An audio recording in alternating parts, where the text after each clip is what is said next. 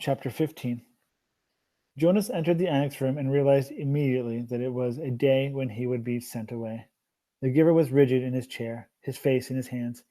"I'll come back tomorrow, sir," he said quickly, and then he hesitated. "Unless maybe there's something I can do to help." The giver looked at him, his face contorted with suffering. "Please," he gasped, "take some of the pain." Jonas helped him to his chair at the side of the bed. Then he quickly removed his tunic and lay face down. "Put your hands on me," he directed, aware that in such anguish the giver might need reminding. The hands came, and the pain came with them and through them. Jonas braced himself and entered the memory which was torturing the giver. He was in a confused, noisy, foul-smelling place.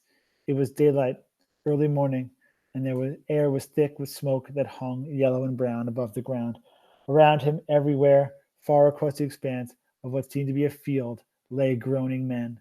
A wild-eyed horse, its bridle torn and dangling, trotted frantically through the mounds of men, tossing its head, whinnying in panic. It stumbled finally, then fell, and did not rise. Jonas heard a voice next to him. "Water," the voice said in a parched, croaking whisper. He turned his head toward the voice and looked into the half-closed eyes of a boy who seemed not much older than himself. Dirt streaked the boy's face and his matted blond hair. He lay sprawled, his gray uniform glistening with wet, fresh blood. The colors of the carnage were grotesquely bright, the crimson wetness on the rough and dusty fabric, the ripped shreds of grass startlingly green, the boy's yellow hair. The boy stared at him. "Water," he begged again. When he spoke, a new spurt of blood drenched the coarse cloth across his chest and sleeve. One of Jonas's arms was immobilized with pain, and he could see through his own torn sleeve something that looked like ragged flesh and splintery bone. He tried his remaining arm and felt it move. Slowly he reached to his side, felt the metal container there, and removed its cap, stopping the small motion of the hand now and then to wait for the surging pain to ease.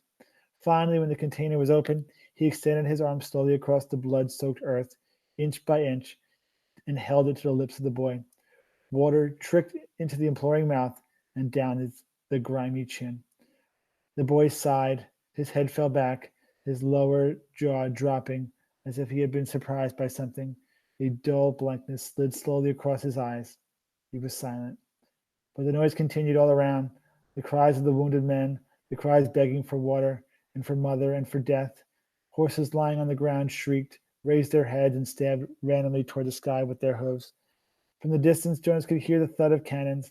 Overwhelmed by pain, he lay there in a fearsome stench for hours, listened to the men and animals die, and learned what warfare meant. Finally, when he knew that he could bear it no longer and would welcome death himself, he opened his eyes and was once again on the bed. The giver looked away, as if he could not bear to see what he had done to Jonas. "Forgive me," he said.